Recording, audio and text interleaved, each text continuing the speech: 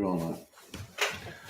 All right, welcome back, everyone. Isyour6covered. Appreciate you showing up. We got Mr. X-Ring here. Just got back from a long day of shooting, or not as much shooting as we should have. I don't know. We got a decent amount in it. Yeah, it was fun. We tried to get some videos out, and not so much out, but get them recorded. And did you get one out at all, or no? No, I know you did a little Instagram deal. But let's start off here with Andy Nelson.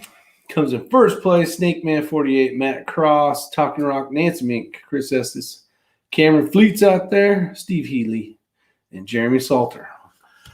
Welcome, welcome, welcome. So we went to VOD, Virtue of Defense, there in Old Fort, North Carolina, and ended up meeting up with Ray.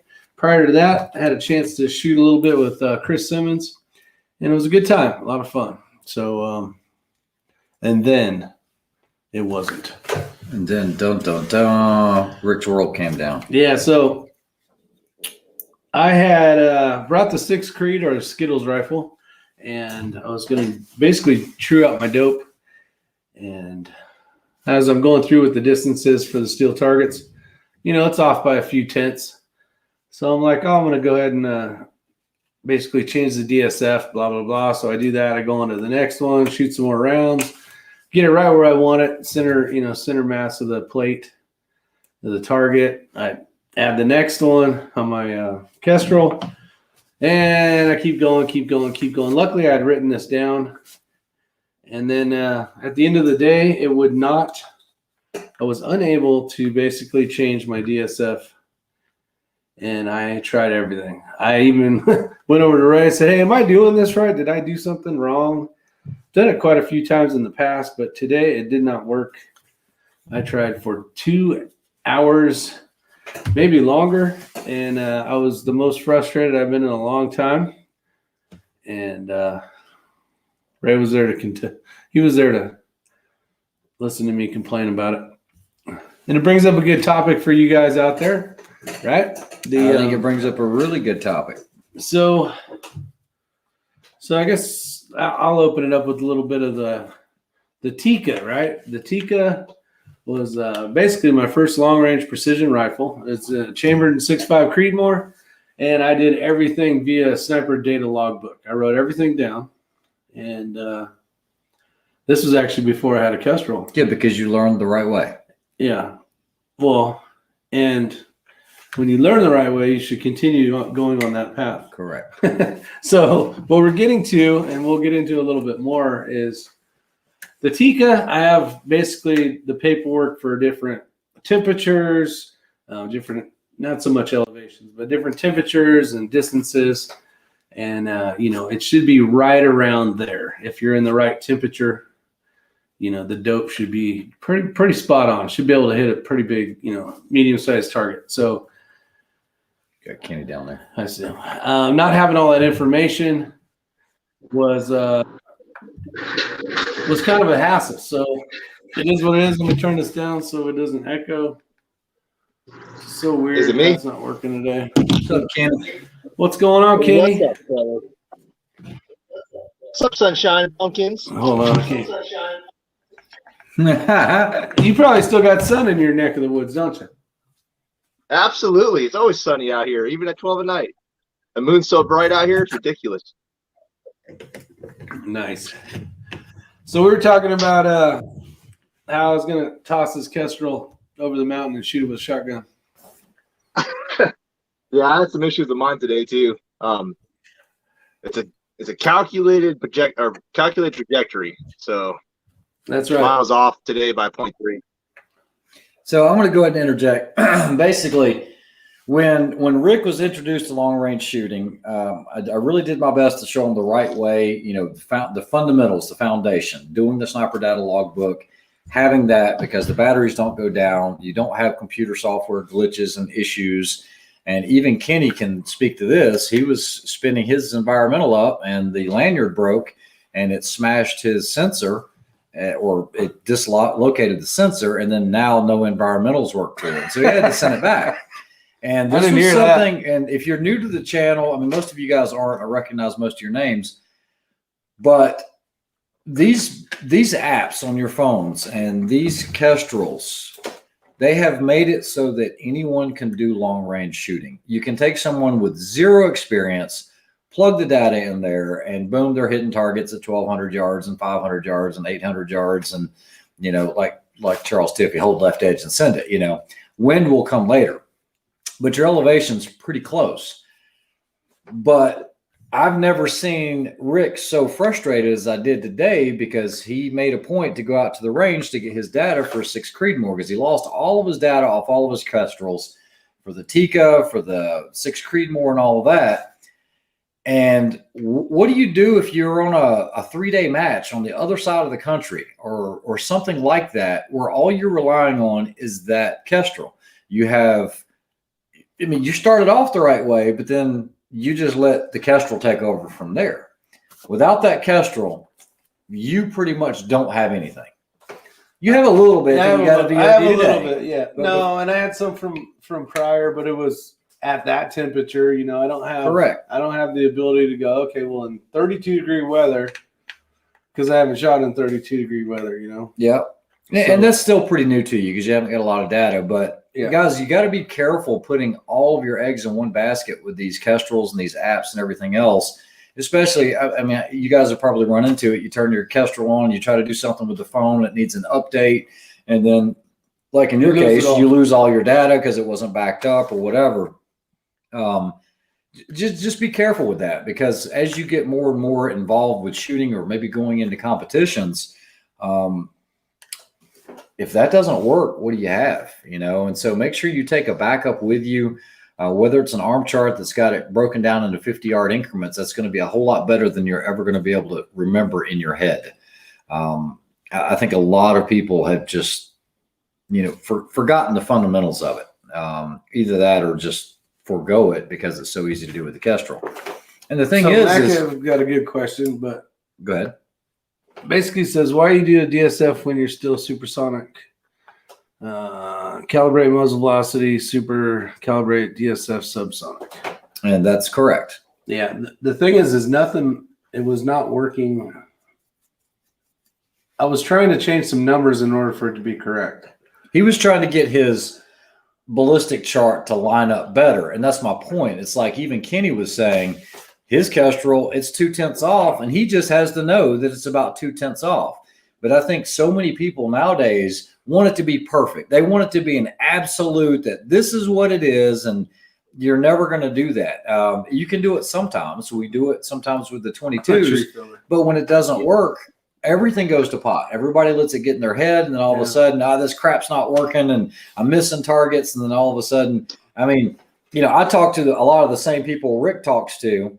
And I talked to Kenny, and I talked to Matt, and I talked to Dick, and they was like, oh, yeah, Matt, but Rick's already told me he couldn't get his Kestrel to work and this, that, and the other. And it really affected your day, like big time. I've never seen you just down other than the Hornady PRC. I spent 2.5 hours trying to, and it's not that I just tried to half-ass it. I tried everything from starting from scratch, turning everything on and off again, you know. And then I tried re-adding a new rifle. The tree feller said send it to him. Yeah, no, we're trying to get a tree feller one. You don't want this one, tree feller. It's not working right now. But basically, I deleted it, brought it all the way back to when you first purchase it, when it doesn't have anything in it. Started it as factory default. So I spent the time, energy, and I put effort into it to try to get it to work right. And today was not my day, so I don't know. I don't know what's up. And it was just because it was off 0.2. No, one of them was off by a mil. Yeah, Rick S says he backs up his data on 3 external hard drives and a thumb drive just in case, and it saved him several times. Yeah, his wheels fell off today. It's one of the reasons why I have 2 Kestrels. This actually happened to me a couple of years ago. And I said, you know what, if I keep all the data on one and I keep the phone backed up and I have another backup, I always have a way to back up something in case something goes down in a match. I know it sounds stupid and I know it's excessive, but nobody wants to backtrack unless, you know, because on 22s, you can't be off when you get out to 300 plus or 400 plus yards, if you're It's a off huge by difference. 10 yards, it's a huge difference. Yeah, it's like Whereas, chasing little 2/10 or 3/10 here, like what Kenny was saying, you just have to know you got to shoot a little higher. Chris, back, it could be that I was hitting the targets. The problem was the data wasn't right. And that's a good thing about being able to spot your shots, right? I'm like, okay, that's low. I can come up through, 3/10 or whatever. And then I'd hit center of the plate, or, sometimes it was 7/10 I'd have to come up, depending on the distance I was. And the biggest thing was I went there. The number one reason I went there was to confirm everything and to fix it if it was wrong, and that didn't work out so well. Yeah, and see, I've done the same thing, Tree Feller. Like on Streetlock Pro, when you put your table out there, you can do screenshots. That way, if you lose the app or anything else, you could lose your photos, but it doesn't happen that often. But at least you got those screenshots, or you can print them out. Yeah. I think I did that with Kreiderman and a few other people when they got into the long range, and run it up on Streetlock real quick and just send them the email. That way they've got hard data there. But you got to make sure that you can access it. Go to a place where you don't have, internet, and then all of a sudden you can't access the email and you can't pull up that sheet. But it's just something to think about. Kenny, I know you want to talk about what you did today and what you learned today. Yeah, same thing. I went out there. I've been doing some condition training. I have a friend of mine helping me out, putting random targets, kind of simulating what we're going to be up against. But going back with the Kestrel, it's one thing. I tried to ninja my Kestrel. My original ones was 5700 with applied ballistics, not the elite, but the older one. And I was just spinning it around. I went right off the lander, right to the ground, and instantly broke. And now I was stuck. I didn't know what the hell to engage at 700 some yards. But that's what is all about. The whole acronym of DOPE, data on previous engagement. The Kestrel is only going to get you. If you ever graph your actual the actual line of the Kestrel, what it tells you to do, it's only going to get you that close. So it's all about your data on previous engagement. You graph out your data and see how close that line is to the Kestrel. Obviously, you can play around with DSF. You can play around with your muzzle velocity and BC and get that line adjusted and get you close. But when we're talking about targets at 10 inches or 8 inches at 500, 600 yards, you could be 2/10 off, and that's a miss. So that's what I experienced today. I had a pretty good crosswind shooting. I was coming in at 4:30, 4 o'clock, 12 miles an hour, 15 mile per hour gusts. The 6 arc held up great. It was just 2/10 off. So the first shot was a hit. The second shot was just left. And if that was a stage, I would have been a lost point. So it's like I said, it's all about knowing how your gun reacts. There's BC that you calculate, and then there's actual ballistic coefficient deviation downrange, which is basically your bullet, how it deforms after it leaves the the muzzle, how it deforms after leaving the muzzle. It changes, and your impact could be higher or lower depending on how your gun shoots. Well, and that's the thing. This is going to get you close, like we talked about. But when you're trying to go from a man-sized body to a small plate, like you said, that's the reason why I went to the range, was to make it so I could hit that small plate at X distance. Hey guys, let's take it a step further and think how bad it could go for you at a match when you've got all this crap tied into your scope, or you got it tied into your SIG kilos and all of that. And all of this is supposed to help you be faster and do this match more effectively. And all of a sudden, one part of that equation goes out, and all of a sudden, you just have a set of binos with a laser rangefinder. Okay. Or let's say the laser rangefinder mechanism goes out. Now it's not talking to the Kestrel to tell you how far it is. It's all starting to get so tied in, but it's all electronics. It could go at any second. That's the thing. And so I'll always urge people, I've said this from the beginning when we started these live chats, is it's easier now to get on long range than it's ever been that I've ever remembered. Just because we had data books for every single rifle, and we maintained them religiously, because it's never going to run out of batteries, and you're going to have that hard data there. It might not be exact, but it'll get you close. So I think it was a wake up call for Rick today, just to kind of see it, as it happened real time. Because let's say you go to this burst match and all of a sudden it's not talking to the Kestrel, or in your case, Kenny, you didn't realize that the SIG needed to be on ABX mode instead of ABU, and you were like, I couldn't get anything at 1,000. Yeah. it's a lot to know. It goes back to that KISS, keep it simple. I think we're always striving to get that little bit better. Well, there's another reason too, is to have some of that data in your head. Yeah. At 500 yards or 700 yards with a 6.5 Creedmoor, I know I'm right at 4.9. Yeah, well, that saying, and I've said it on the channel a couple times, fear the man with one gun. Yeah. Because he is going to know that. Yeah. Just like 6.5. I've got the dope up here in my head, and I know I want to be pretty darn close. But as we start playing around with these 6-dashers and 6 Creedmoors, and we're pushing a lot, there's too many things to know. Just like with Black Beauty. I can tell you within about a 10th or so, all the way out to about 700 yards, exactly where I need to be. Mm-hmm. And it's hard to do that when you're an enthusiast and you're shooting all these different calibers. You can't remember that. Yeah. Oh, no, like, for instance, my match that I had, a club match, I did horrible and ended up finding out that, my scope was actually tracking diagonal. I took a big digger off the truck bed and I never checked it. But the biggest thing was those steel was up against cacti, was up against brushes. And so I couldn't get a confirmation of how far off I was on some of those targets. So I was basically pure guessing. The weirdest thing about it is that at 300 yards, I'm holding 0.5 mil left. And then at 1,000 yards, I'm holding or at 600 yards, I was holding 0.7, which is not heard of a 3,000 FPS 6 Creedmoor.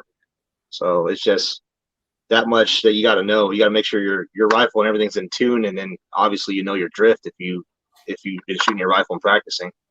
Yeah, and so a lot of guys are mentioning, Makev mentioned it, and then also Brian T. Learn to range through the scope. Those were some of the first series of videos I ever put out there. Whether you're doing MOA or whether you're doing mills, you need to know those constants. You need to know that 27.777 or 27.78, whatever you want to use, or, like the 95.5. You need to know those constant multipliers so that you've got them up here. And you can always revert back to paper if your rangefinders quit working, there was some thought when I built the channel on the whole long range on bringing everybody up to speed, but a lot of people just immediately, okay, I'm buying a long range rifle, I bought the Kestrel, and I'm going shooting. And you got to step back and learn those basics, because these things do and will fail at some point. Yeah, absolutely. I literally just started getting to all this gear maybe about 2 years ago. Everything else has been old school with cheaper equipment, but me getting out there practicing with that cheaper equipment has got me more better prepared to use the equipment that I have today. Correct. So you guys know that I rely on those Kestrels as well, but just like what Matt Cross said, he's talking about backups. I still keep the stray lock on here. I still have, I can't even tell you how many profiles of different calibers I have on here, so that if something bricks or something goes wrong, I have a backup. Now, once again, it's another electronic backup. But with the phones being the quality they are now, they typically don't go bad unless you have power failure or something like that. But even so, I always still keep that data card on my arm.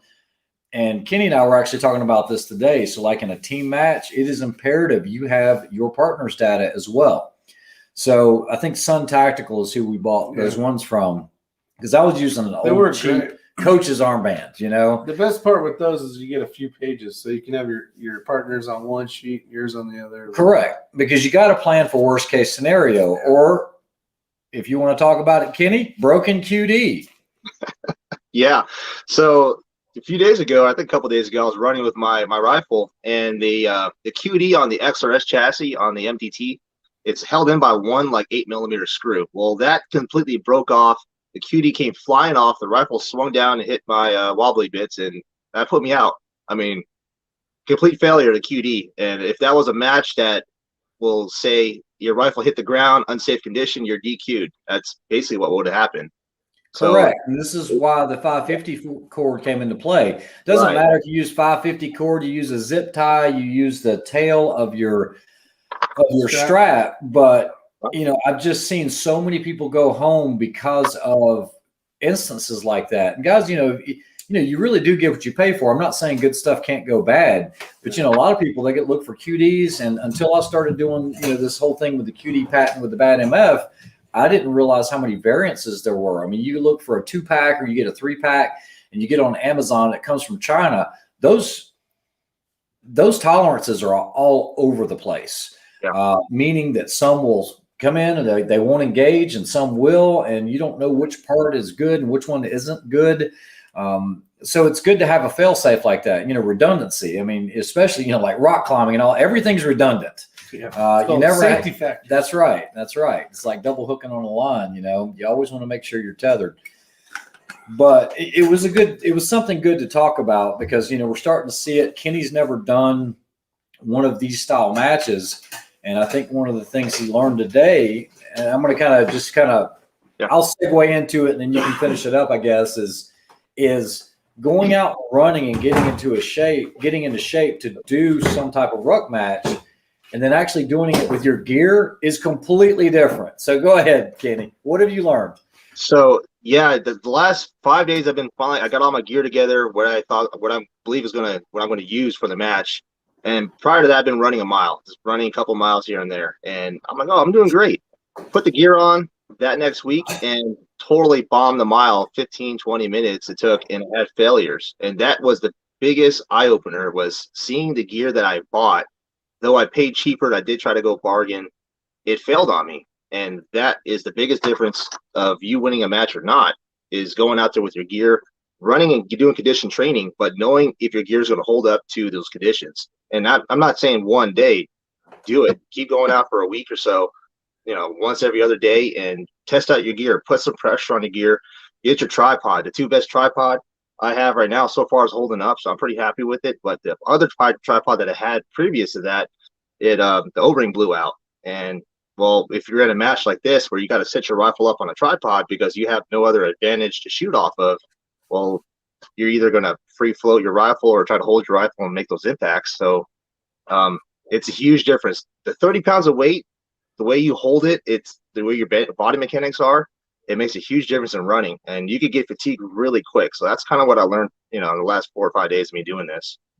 Yeah, and that brings up another point because, Kenny and I were talking this afternoon, and, I told him don't overdo it. You don't have to be Superman on this. You just got to, kind of like I did with that surviving man, you just got to make it through it. And then you start doing, 50 and 60 pound packs, that goes into a whole nother level. We started training all of our gear. We would do 50-pound packs, and then we would intentionally add weight. And the problem is we started having big knee issues when we started getting to that 60-pound point. And, it's not about how much you can carry. You got to know your limit on it, how much stress you're putting, how easy it is to twist an ankle. And, on this, I told Kenny, I said, you got to stay light on this. You don't want to carry the packs, but you got to make sure your equipment works. Not all equipment is equal. I can tell you that. Yeah, I'm finding it extremely hard to find a way to carry an 18-pound rifle and actually jog with it. So far I've been having it cross longer on me. I'm using a 2-point sling. I have right now the biathlon, so I'm not using the biathlon as a backpack, just more of a 2-point sling. Yeah. I think a 2-point sling with some padding would be ideal, and won't snag on you and all that. So I was going to ask, basically running with your rifle, I'm thinking they're requiring chamber flags for this match. No, once the RO clears you and you show clear, you can take off. They don't do the chamber flags. I mean, we should bring them, but they don't do that. They will clear you before you can get off the line to make sure.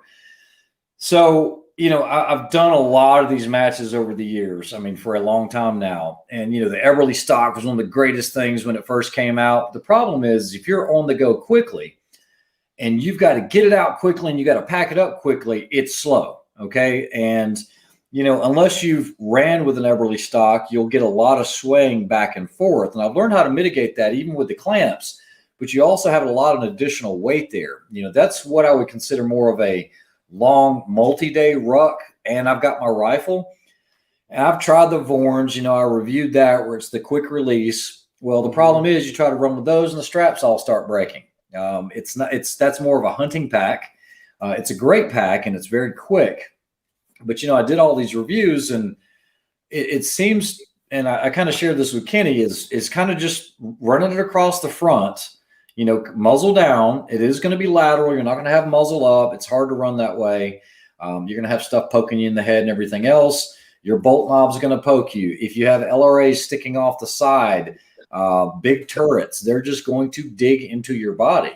So it's easier just to kind of carry it on the front, just like you said, big padding, no bungee system. And then here's another trick. You want your QDs closer than further apart.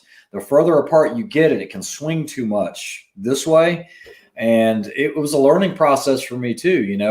I showed up with the gear, I got the right gear, and all of a sudden it's like, dude, I'm dying over here, And so this is why it was good for Kenny to start practicing this now, 30 days out or so, than to learn about it the day of the match or the day before the match. Yeah, and I'm learning everything. I'm learning something every time I'm out there. Like, for instance, I learned that it's a little bit faster, just 3 or 4 seconds faster to have one bipod extended all the way out or just canted to where you could put the other one down and set your rifle down.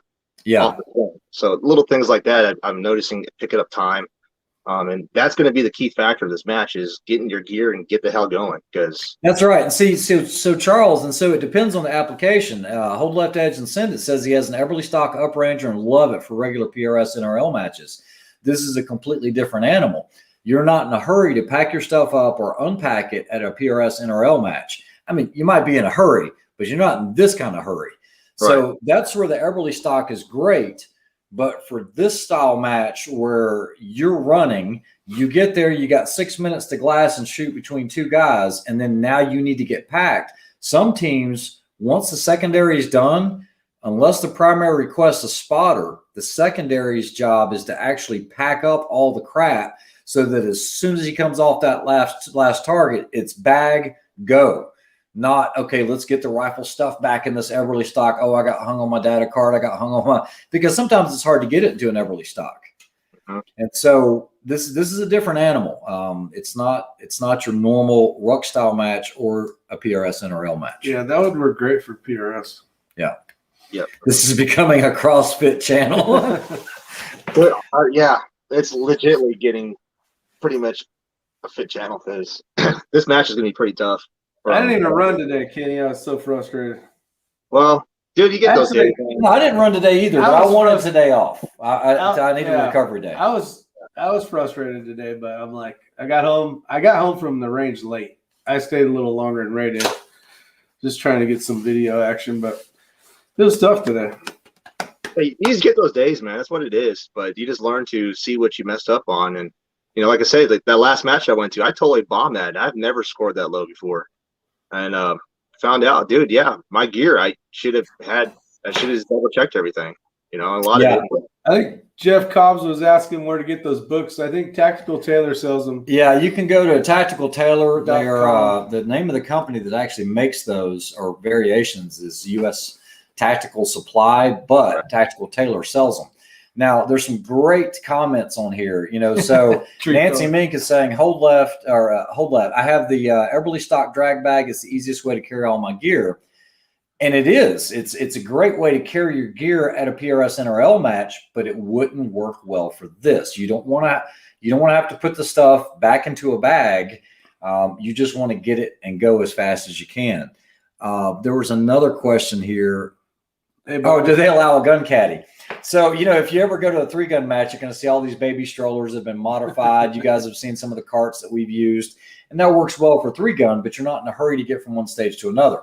All that stuff would bounce out. Yeah, exactly. For this type match where you're going to have to go up rugged mountainous terrain, a gun caddy won't work. And I sure as heck wouldn't want to push it or pull it. Yeah. So I think folks are really understanding how this match is going to run. You got an hour, 6 to 8 stages, and you get extra 4 to 6 typically. But you have another team that's trying to get in front of you. Right. So they're on you. You're getting chased by a team behind you.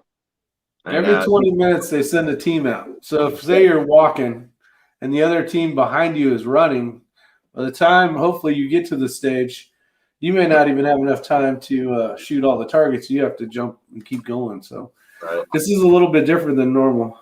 What's up, Matt? How you doing? And Fred, I appreciate the comment, but no, I mean it's just just digging down and doing it, but sometimes digging down and doing it and having the wrong gear. The very first time I ever shot this match, and it was at the same venue, you know, we had our packs on and everything else. And a buddy of mine was like, dude, I think you got too much gear. And I was like, no, man, there's nothing in the pack. And I'm telling you, this has always been a joke. The next day, you know, my partner said, what are you going to carry today? And I was like, I'm going to wear my underwear and a battle belt. That's it.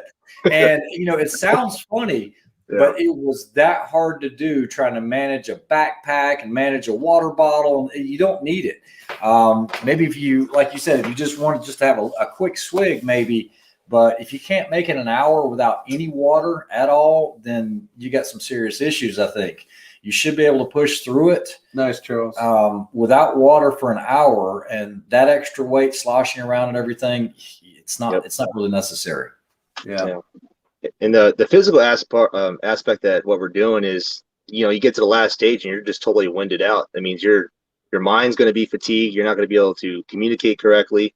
You're going to be all over the place on those shots. So, you know, that's why we're really it's going to be a tough match. Yeah, and I've seen it time and time again. And Kenny, you hit on a really good point. When you get that level of fatigue, if you're pushing hard to do well, words have you have a problem getting words out, because you're trying to make that synaptic response happen. The mouth is not working because the brain is just trying to get as much oxygen as it can, and you're just so gassed. And then you'll see guys get tremors as well, and they can't hold the rifle steady. They'll start getting high-speed shakes. It's one of the reasons why I don't use Gatorade. Gatorade has so many electrolytes in it. It's not really the best thing, because you can get high-speed tremors. And if you're trying to use really, really fine, you know, on a trigger, I stay away from Gatorade. I learned that a long time ago. Anybody that's done any high-power rifle shooting, you won't see any Gatorade on the line. Almost everybody's drinking either water with some type of supplement, or they're doing like V8 or tomato juice, something like that. So it doesn't shock the system so much. Absolutely. Yeah, that's what I did today in this video. As I ran a mile first, and see how well I slurred my speech on the intro. So you'll notice me kind of being slow on talking. Yeah. And that's only 1 mile. I was barely talking. Not me. I don't know. Yeah, so I don't want to give all the secrets away. Fred says, what about a tactical vest instead of a backpack? Best thing to do is just jettison the backpack. Be as light as you can.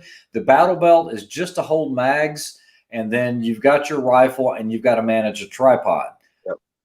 So I need something to hold a kestrel and my mags, and that's why I chose cargo pants, and then the kestrel will be hanging on a lanyard, and then maybe something right here. I don't know. We'll figure it out. Yeah, you have to be careful with cargo pants. I'm going to go ahead and let you guys know this. If you start running with a lot of mags in your pocket or loose items, what it'll start doing is abrading the skin, and you will start getting hot spots or missing skin, especially when you're laying on them. But you got to remember, it's 3 days of this, so the skin's not going to heal. You know, all cargo pants aren't the same either. Like on those Cries, Rick just got a set of Cries. You know, people say, well, there's no way in hell I'm ever going to pay that much for them. Well, the thing is all those cargo pants have little Velcro straps in them to specifically hold certain size mags, so they're not just running loose in the pocket like this and flipping around and doing circles. And it does make it nice. I mean, those have a purpose, and that's why they do cost so much. And if you're on your knees a lot, you might get away with it for a day, but after 2 or 3 days on the rocks on your knees, you'll wish you had the knee pads. Hey, Duke, absolutely. Yeah, what's up, Dick? I'm actually talking about some of these Cries right here, but is Kenny drunk? I don't even think Kenny drinks. I barely did. If I drink, it'd be a couple beers. You know, I need to, because sometimes I'm all high strung. My wife's like, you need to figure out a beer. So. Yeah, it says a topical chat night on here, mumbling words. You know, it might be lagging, and it might sound like you're drunk, or maybe it's me. I don't know. I got my phone pretty far away. If I sound all mumbled, let me know. Gotcha. Milk, no milk. Okay, so Jakaki, he's asking about that load. I'm using 77 TMKs.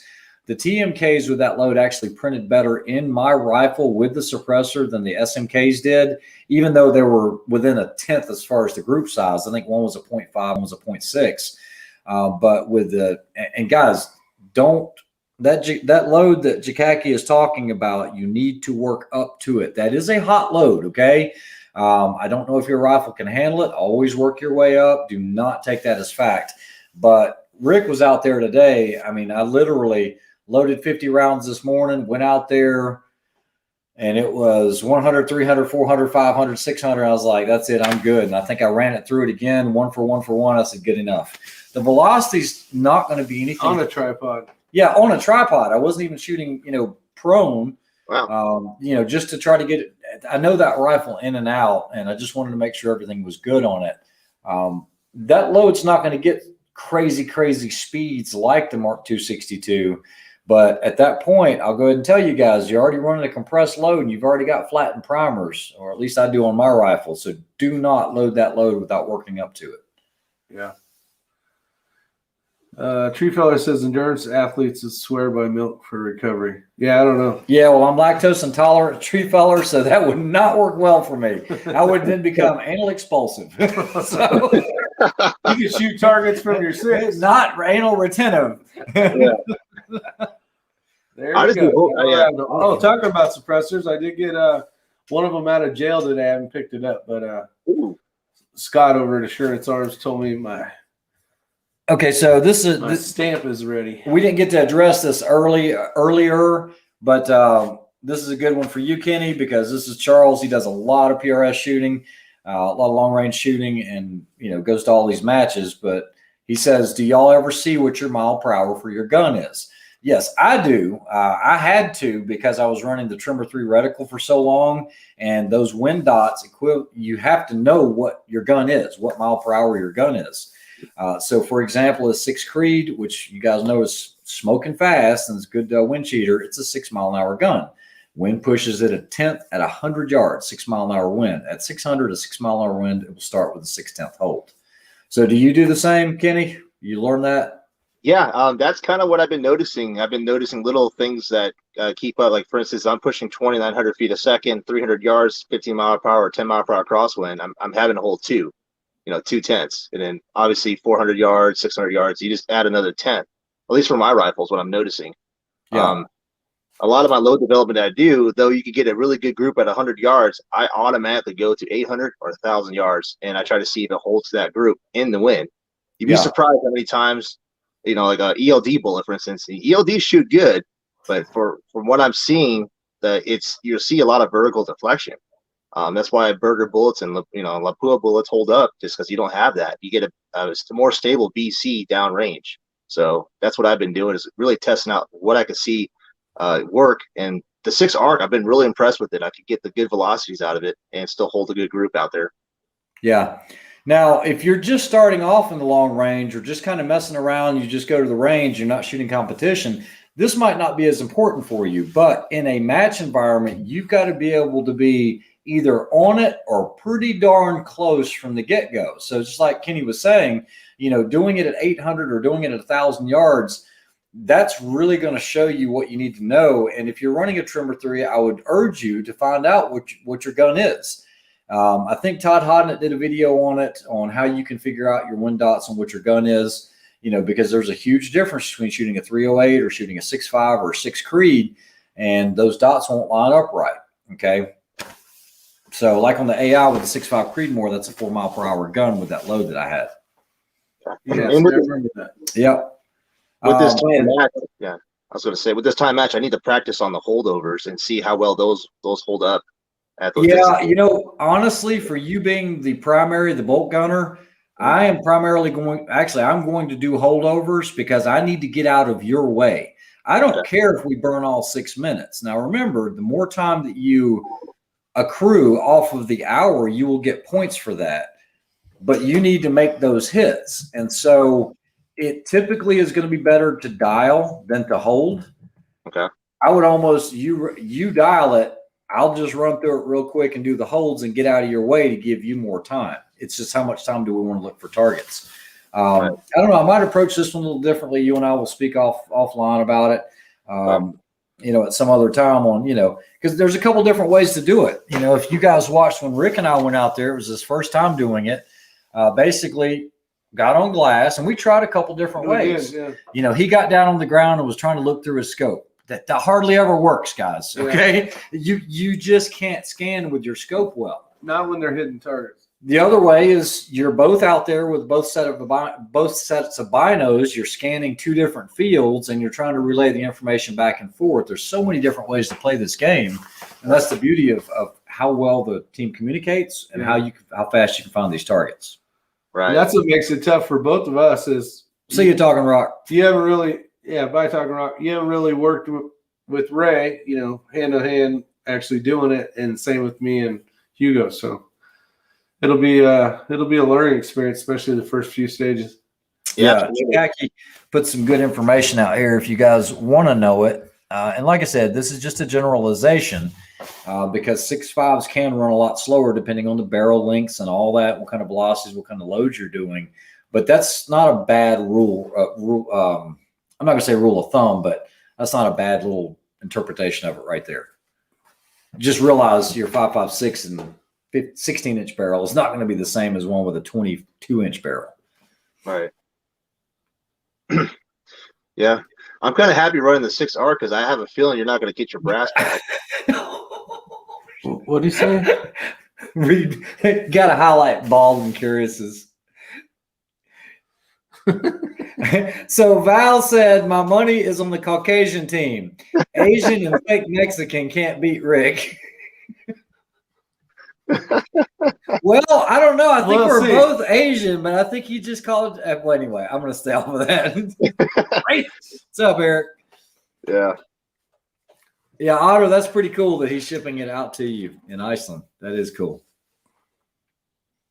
Absolutely. I didn't even see that one. Where's that at?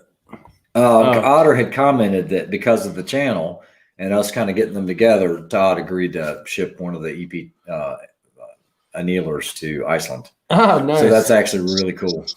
Very cool. Yeah, you're going to like that annealer. That works great for me.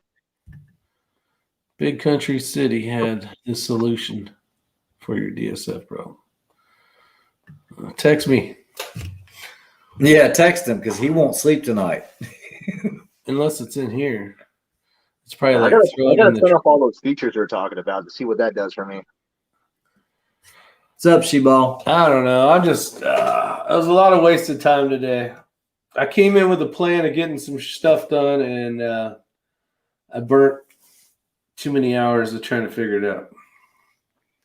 Yeah, but you did have the opportunity to shoot your new Voodoo 360. I did get to shoot the Voodoo 360. Oh, I forgot to thank you. You actually let me shoot it first. I know. Yeah, it was like, that ain't even been fired yet. This is the first shot. And honestly, I will say it's the same rifle, but it is smoother working the action because you have such a little small throw on a rimfire anyway. It's not like you're even on a short action, like a center fire rifle. A 308, you're still coming back, a couple inches. But on a 22, it's just so short. And then you combine that with the 60 degree, it's pretty darn quick. Now, we did time some 5-shot strings. Yeah. There's not that much of a difference. As a matter of fact, I compared it's not a difference for speed at all. Yeah, if you're buying that to justify being able to work the bolt faster, it's a waste of money. It's a waste of money. Yeah. As a matter of fact, my first run with the 60 degree was a 6.33, and then the second run with the 90 degree with his rifle was a 6.34. And I said, Rick, you can't even push the button that fast. You'll never hit that on a stopwatch multiple times, that same number. No. And that's how little of a difference there is. But it did shoot very nicely. Yeah. I think it'll shoot better once it breaks into. Yeah. Also, I did a review. It was part of a review for the new Element 4.0 chassis. And just what I did first is I talked about the chassis. I dropped it in the Bergara B14 or basically any Remington 700 platform, footprint. And then we took it and put it in the Voodoo. The whole point of the video is, there's some people that don't want to jump in, head first into something. They want to ease into it. And so if you ended up purchasing, let's say a B14, whether it's a rimfire, centerfire, it doesn't matter, guys. But you don't want to spend $1,400 or $1,300 on a Matrix chassis or an XLR JVMV Pro or whatever else is out there, and you just want something that would make you a little more competitive, has easier to adjust length of pull, a better cheek riser, an Arca rail, that Element 4.0 is a great option because the price point's less than $600. Yep. Yeah. I'm not saying it's a competition chassis. What I'm saying is it's a good intermediate chassis. If you wanted to go that next step, you could spend the money, but it also makes a lighter platform. I mean, I think the whole thing weighs like 28 ounces. And, Wow. maybe if you're doing hunting division or something, or you just want something that's just a little better, it's a good option. I was pretty impressed with it. Rick didn't have a spare chassis, so we dropped the V22 in that one, and it actually ran perfectly with that. It ran well. Yeah, Rick was actually, he always gives me a hard time about feeding issues with the 22s and the XLRs. And then he goes to shoot his Matrix, and it's like, ka-dink, dead stop, ka-dink, dead stop. I was like, you know what? If you had an XLR. No, your buddy didn't load this mag up. Yeah, and you loaded it. Yeah, I loaded it. And then I'm on, because your buddy didn't load your mag for you. It was just, it was one of those days. Okay, so one of Nice, the questions is should Kenny take knee and elbow pads with him? Okay, so wearing aftermarket knee pads and elbow pads is going to suck to run in. If you've got a combat shirt that has the padding in the elbows, that is a lifesaver because we will not be shooting off of a gravel road. You will be shooting off of the top of rocks, in between boulders. And so having anything on the knees or on the elbows is a big benefit. Now, I have a ton of combat shirts. I'll bring one if you don't have one. It's also good if you get full sun to keep that sun off of you. Wearing long sleeves. I hate sunscreen when shooting guns because that stuff just slimy. It's all over the place. I'd rather burn. And you deal with heat for a little bit. We're not in the desert. We're going to be in Douglas. All right. I work out in the desert all the time, and long sleeves are a must. As long as you have long sleeves and are cotton, you could honestly feel a lot cooler, and you can get cooler faster with cotton. The pants that I'm wearing have built-in knee pads, and I've been testing those for the last month, and I actually love them. They work great. They have a lot of pockets. They're very comfortable, and you can literally slide with those things. Yeah, nice. Yeah, there's a trick in the South. I don't think it would work out west, and they're so different because you're so arid out there. Your humidity runs at about what, -5%. And, we're up here at like 98%. Right. Working, doing a lot of commercial roofing growing up. There was a trick, and you actually wear 2 shirts, and the reason is because you sweat. So you don't sweat out there. You sweat, but it evaporates where you're at. Here, your shirt stays soaking wet. But if you wear 2, the inner shirt gets wet, the other one shades it, and you would think it would be hotter at 100 degrees with 2 shirts on, but it actually helps cool you. Yep, absolutely. But that's a Southern trick, I haven't tried that. Yeah, I'm it's not hard. that out. You got to be down in Columbia and those type of places where it's 105 out. Yeah, it's just nasty. Yeah, 97% humidity. Are gloves recommended? No, I wouldn't use gloves. I hate gloves. I'll always have a set because like when they do the standards course and we're carrying that 220-pound dummy or something, sometimes gloves can help for that. But the first thing I do is I cut the finger off. It doesn't matter how expensive the gloves are. I hate shooting a precision rifle with gloves on. Doesn't you feel cool while shooting? Here. I was wondering if they're going to do that dummy this year. What's that? I was wondering if they're going to do that dummy. CD matches like those dummies. The last one we did had it. That was the one I did. I'm still working on my bolt rig. It's been a month now, so I'm hoping I get that soon so I can practice with that belt. What belt are you waiting for? I forgot the name of it. I just honestly. G-code? No, it's expensive. It was like $300 for the damn belt. That sounds like a G code. Yeah, no, I think it was a G code. I don't know. You look at. I just impulse bought. I said best belt for this, and saw it and bought it. Yeah. Does it where you can unhook like your pistol and stuff off of the belt? It has those add-ons. Yeah, it has those little the weird. So I'm not into pistols. I started looking into it. It has that. It has a Cobra buckle on there as well. So I bought the mag holders. I bought 3 mag holders. And you look like this. Yeah, it has that. Yeah, like a key mod. Yeah, it has that on it. Well, it's an RTS wheel. If you got a G code, you will never look back. These are the best holster setups around. They're expensive. They're expensive and they take a while to get, but I've not found anything better. Okay. Did you have these for mags? Yep. Yeah. Yeah, Those you little. probably get a G code. Okay. They're you're gonna hate paying for it level when it shows up. Three mag holders and the belt itself, and I'm using just a factory holster, and it was like $700. I was like, damn, dude, I didn't know this was gonna be that much. Hey, does your holster have positive retention or just friction? It's positive. It's got a tension screw. It's got a hood on it. Yep. Yeah, you're styling there. Yeah, You're ready good. to go. Okay. Get some gloves right here. Yeah. You can run with your hand already on the pistol, right? Just keep it in there. Yes. Okay. Yeah. That's what I'd probably do if I need to have one hand manipulating a dummy or whatever. I could run with the other one. That way it's not swinging, hitting my side or something. Yeah, if you got it where it fits right and everything else, you won't have to worry about it. Just throw the hood on. But yeah, you're going to be running with it hot and everything else. So just throw the hood up and you'll be good to go. Just make sure you clip in that RTS wheel. Okay. Yeah, make sure you click the button. Yeah, the other thing is, and I'm going to go ahead and tell on G-code here for just a moment.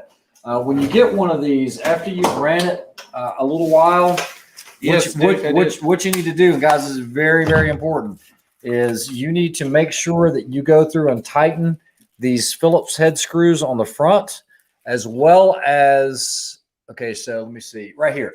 You see how this one has screws on the back side, but this RTS does not? Okay. You need to make sure you go and tighten those up, or maybe even use some blue Loctite or something like that, because I have seen those come loose before. I haven't lost one, but I almost lost one because of that. As a matter of fact, at the night match, I had to borrow a Phillips head from someone. Do you remember when we were at the Connex boxes? And my pistol almost came all the way out of the holster. And we had to borrow the little tool. It was a little pink one that the Chews had. Yeah, it was a little multi-tool. I was like, I don't care what color it is as long as it works. I did go and talk to the person in charge of weapons over here at the police authorities. You get the expert license. You get the export license, and I, with him, get the import. Get it sorted. Gotcha. Darn 200 letters. Yeah, I don't think exporting out to Iceland would be an easy task. No, that would be quite an adventure. Yeah, it would be an adventure for sure. Welcome, Chris. There was quite a few of you that jumped on here that I didn't have a chance to say hi to. So somebody said that goes for all holsters, including Safari Lands. And yeah, that's true. You got to maintain the equipment. Yeah. That goes for everything, man. I noticed all kinds of crap are coming loose on my rifle, just running. You'd be surprised what a little bit of vibration does to a rifle. It's crazy. Buying good equipment and having it is only part of the equation. I mean, you really have to use it and use it hard, right? To really know what the faults or limitations of that gear is. Not all gear is the same, and some people are, I can get this for half the price. It's probably half the quality. Not always. No. Yeah. Well, that's like the Sky Pods. I had to tighten some screws on those. Correct. I had a Sky Pod loosen up on me. That's funny you say that. So my Sky Pod, the front, what do you call it, canting screw, completely freaking came off. It started flopping around, didn't it? Smacking you in the forehead. It did that. So on top of that hill, it damn near fell off the hill when I put my rifle down. It rolled the other way, and I had to catch that thing. I think I have it on video footage. I'm like, oh my gosh! So all it was that stupid little tensioning screw. Yeah, exactly. So K24, it's G code. Yeah, G code is actually out of North Carolina, and they pretty much hand make everything. I will say probably the best gear out there. Yeah, I mean it really is. I ordered mine like 3 weeks ago. I hope I get it soon. I need to practice with that pistol. Well, if you ordered it 3 weeks ago, you probably got a couple more weeks. Yeah. Now, I know Kenny's a rifleman, and we've talked about it, but, one of the biggest concerns is making sure, taking the time, taking the extra, split second to make sure that you've got your pistol targets, that you're not shooting, hostage targets, because you can't recover from that. Yeah. They're just too much in penalties. Too many points. Yeah. I got a tough partner. I don't think folks know that Ray's making me do tests outside YouTube. He's not gonna just shoot with anybody, dummy. Oh, I know. So he made me go out there and said, hang up a plate and go to 25 and 50 yards. Let me see your groups. I said, oh shoot, I haven't done that Hey, in a I while. remember when he said, "Yeah, we'll shoot it as a team." I said, "Oh no." I felt good and honored, like, oh, I made it to a level that I could at least shoot with me. But at the same time, I went, "Oh damn, now I got a lot of pressure." No, it was a learning experience. And guys, you only get to do this once. You know, I always say life is short, and as longest it's short. Mhm. We're not getting any younger, and it's actually good to see. You know, Kenny's running, I'm running, Rick's running, and you know, I don't know how it all started. Kenny was actually running before I even went to that surviving man, but that really woke me up. That you know, I'm not getting any younger. I'm not getting any better shape by sitting around, and I stay pretty active. But no, events like this, you need to train for. Not a ton, but you do need to be fit. If you try to go into this and you haven't ran in 5 years, you're going to be hurting after stage 2. Yep. Oh, it's my bad. All right, we'll see you, Bobby. Bye, Bobby. Hope you're doing Just well. just in PRS in general, just being able to, hold your, I guess, stamina up is going to help you gain more points. That's what I noticed. So It's going to help you because you don't have to freaking hack and breathe and die while you're trying to find targets. yeah. Well, the Cowtown range is all uphill incline. So you start, lower range, and then you're just traveling up like a 30-degree incline with all your gear and stuff after doing some PRS positional shooting. It could get to you after stage 3. I was kind of winded. Yeah, no doubt. We still have a volcano blowing, waiting for me, and Otter's talking about that volcano. There you go, Shaggy Rifleman. I'm following you. If you guys don't get a chance, go over to the Shaggy Rifleman on Instagram. He's got a little, I don't know what the hell that is, a sheep or a goat or something. K24 says, Kenny, Filipino connection on pistol skills, no? Hopefully that's the right one. I don't do much on Instagram. It is Filipino month, by the way. But is it Filipino month? It is, man. And they keep saying don't be racist against Filipinos. The first thing they do is spam anime, freaking cartoons everywhere. Filipino Pride Month. Racist as hell. I don't even like anime besides Dragon Ball Z.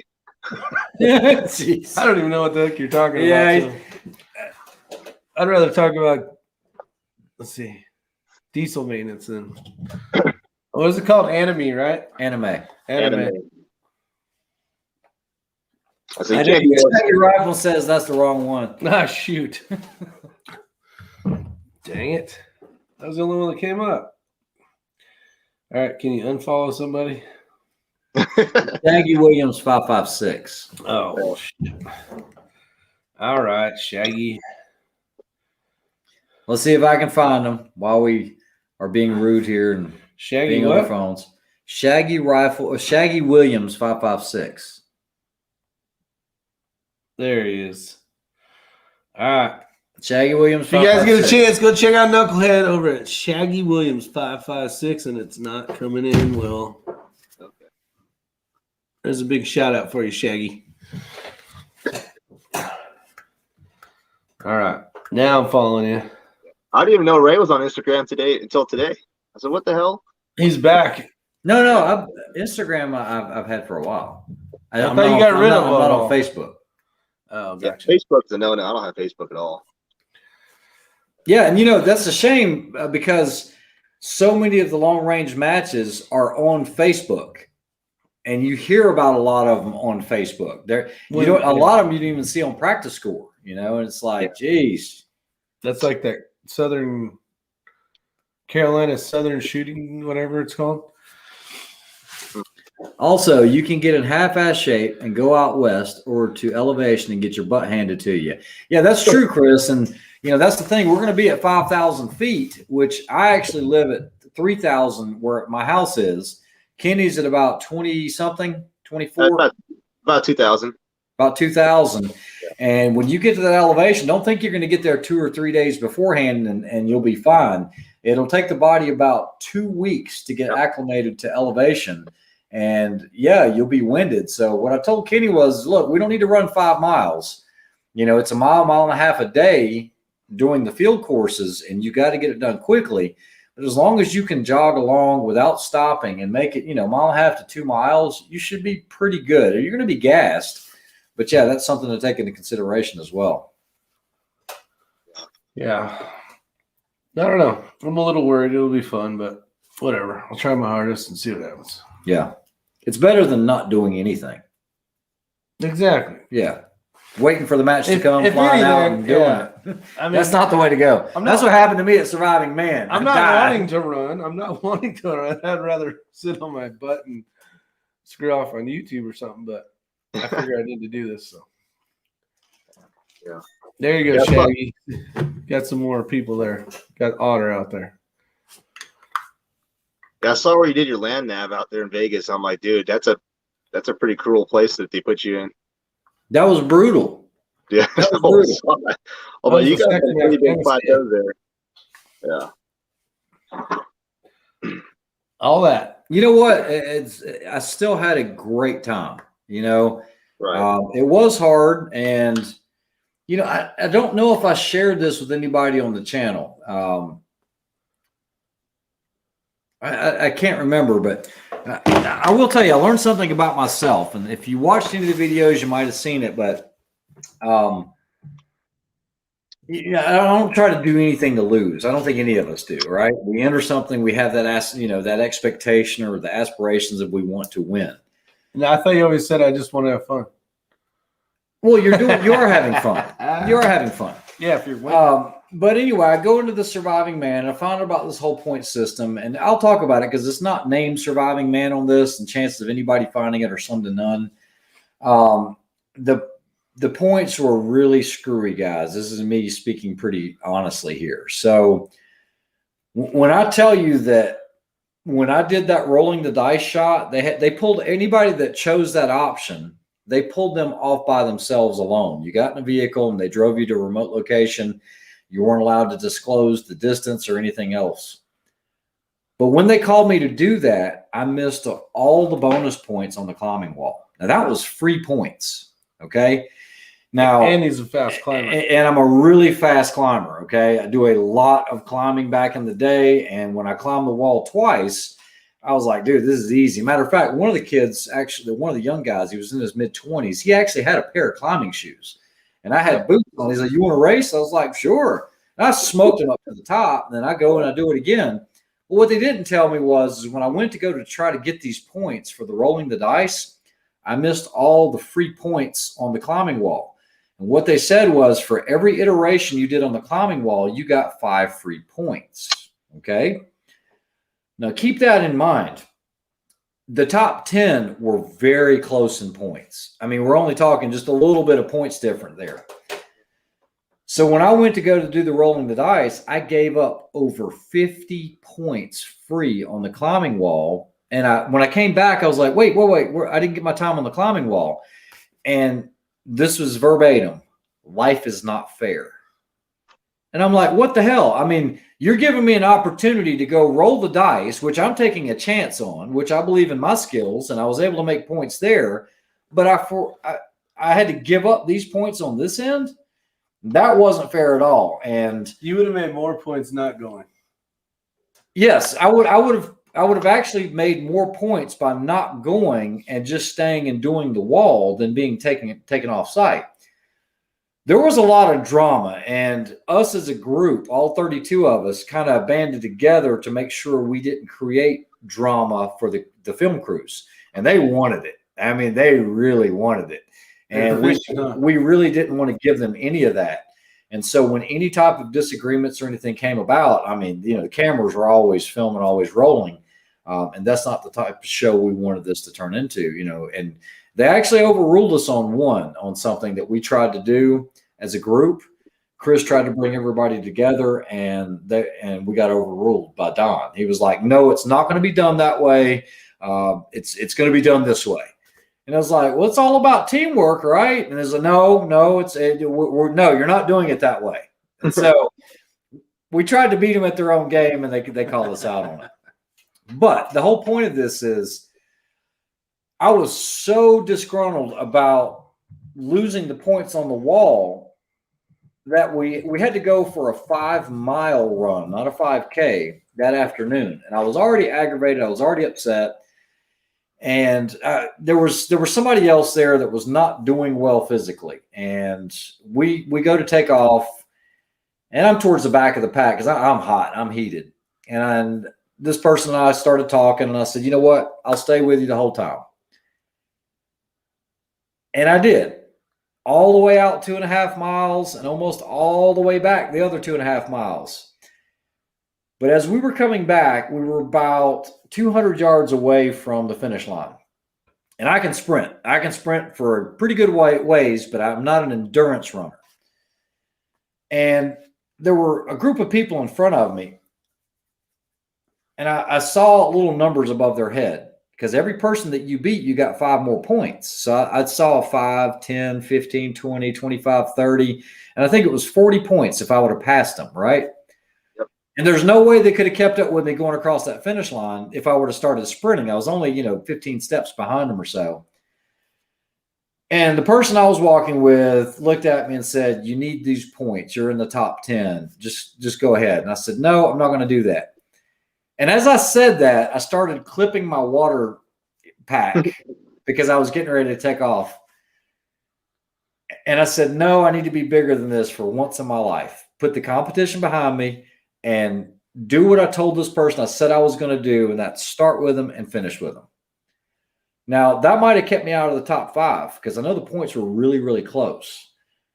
And it hurt to do that. It really did. But I learned a lot about myself. I mean, we're not going to be here forever.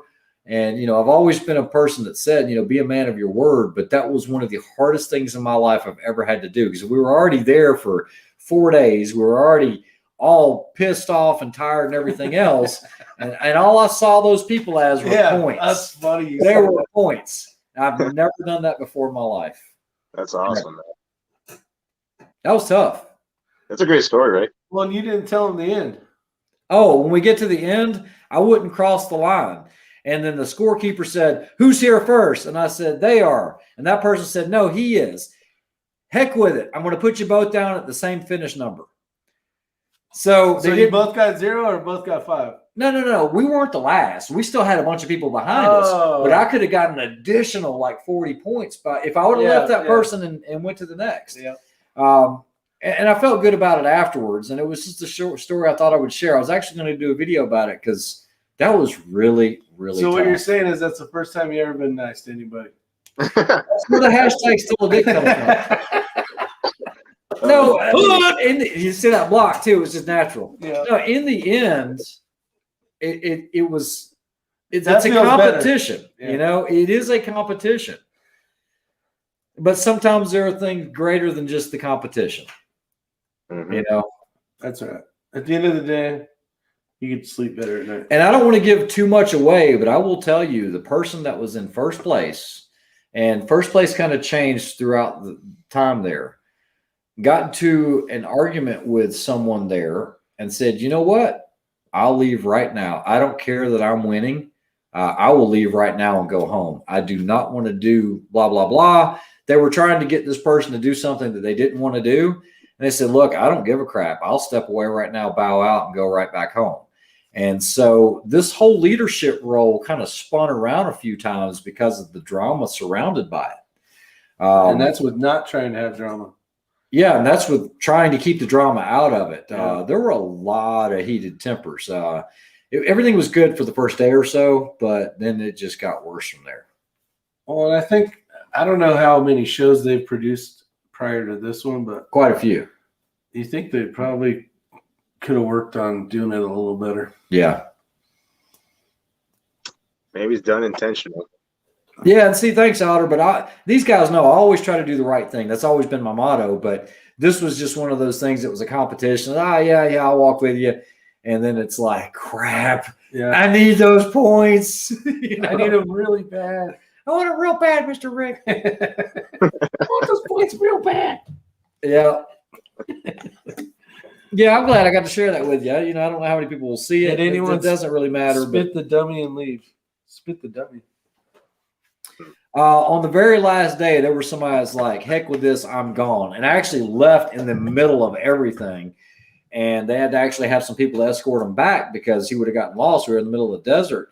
It's like, that's it. Hey, you're done. going the wrong way, dummy. Oh, yeah. Your car's that way. Yeah. So, so the last day they did this whole capture this hostage, blah, blah, blah. And we were just running around aimlessly carrying these rifles and everything. This one guy was like, nope, I'm done. I'm so through with this. Yeah. Yeah, Vile, I'd really like to know how they're going to spend this whole thing in editing.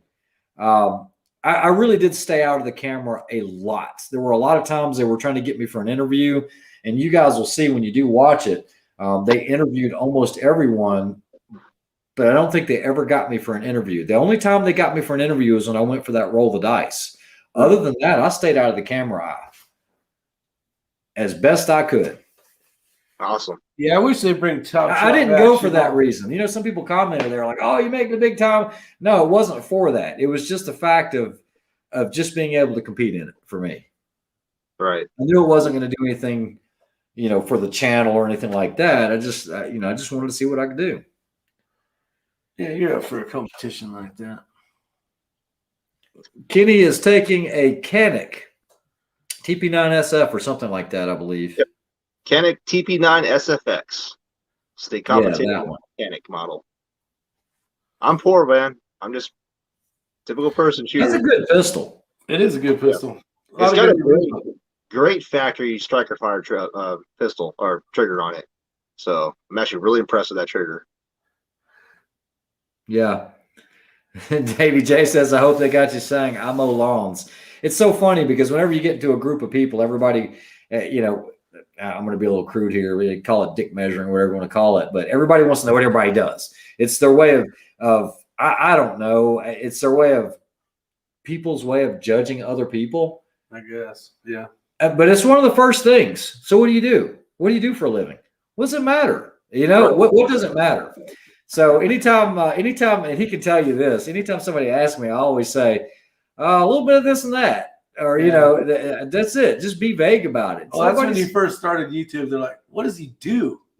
And I'm like, oh, you'll have to ask him one day. Yeah. I don't like that. We went on a cruise one time. That's the first thing. Everybody around, what do you do?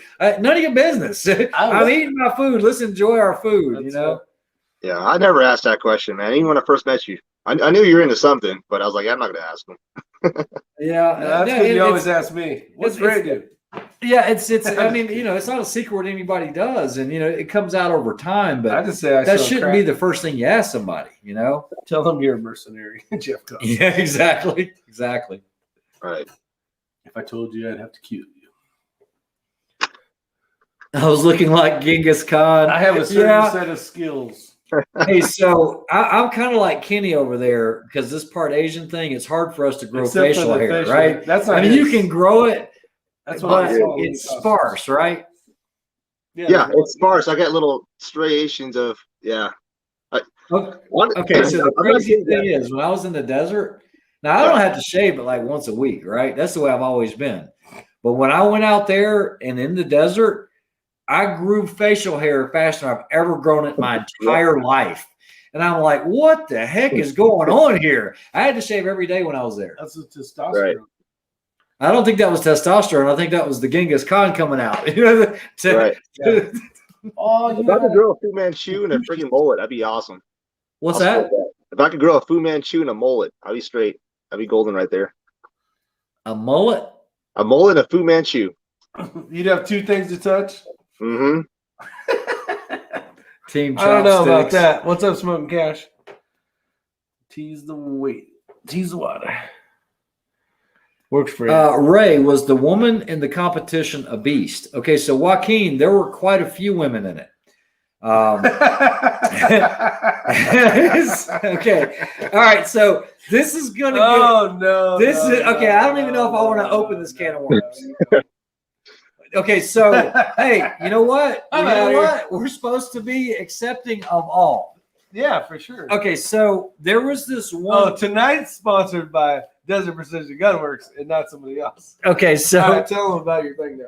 So really quickly, and you guys do not know this, but you want to stick around for this. There were quite a few ladies there. The lady that you might have seen that I put on the video that was going head to head with Chris there on the one, she was a JAG officer, not a JAG officer, a JAG officer. She's also a doctor. She competed in American Ninja Warrior. Wow. And she is probably 80 pounds wet. I mean, tiny little thing, right? She's a vegan, but she's one of these that can just like run forever. And, she's fit, plain and simple. She's a big outdoors woman. But then you had another girl that I think her name was Allie. I think she's got a huge Instagram following. You had another girl, Liberty. I think she has a very large Instagram following. And then there was, okay, so I'm just going to be honest about this. I'm just going to, y'all want to hear this. Hold on. Give me just a moment. Almost there. I don't want to mess up any names or anything like that. There was this one there. Her name is Regina Roberts. Okay. And he used to be an instructor at Front Sight for like 10 or 15 years. Wow. Yeah. But anyway, she hung in, and yeah, I mean, there were quite a few women in this event. It wasn't just guys. Yeah, I saw it on your video. I was like, yeah, it's like 3 or 4 right there. So yeah. Super, super nice though. How much did the other ladies weigh when they were wet? Oh, jeez. Okay, we're not going down this one. No. Let's see here. I'm not going down this aisle. Oh god. Sponsor tonight, DP Gunworks. That's right. Yep. Yes, Val, you did say that right. I did say that right, folks. So that's as much as I'm going to comment on it. But anyway, these guys are the kings of late night chat. Yeah, but Regina was super, super, super nice. Everybody was nice, except there were 1 or 2 people that I'm just going to be honest. If they were on fire, I wouldn't pee on them. There were 1 or 2 there that was some of the most superficial people I've ever met in my life. And I'm not talking crap. I'm just saying there's just some people in this world that you just don't like. And there were a few of those there, and it's just, if I never see them again, that's probably the way life is going to be. Cold hard facts, but I'm just going to leave it alone there. I can't give too much away.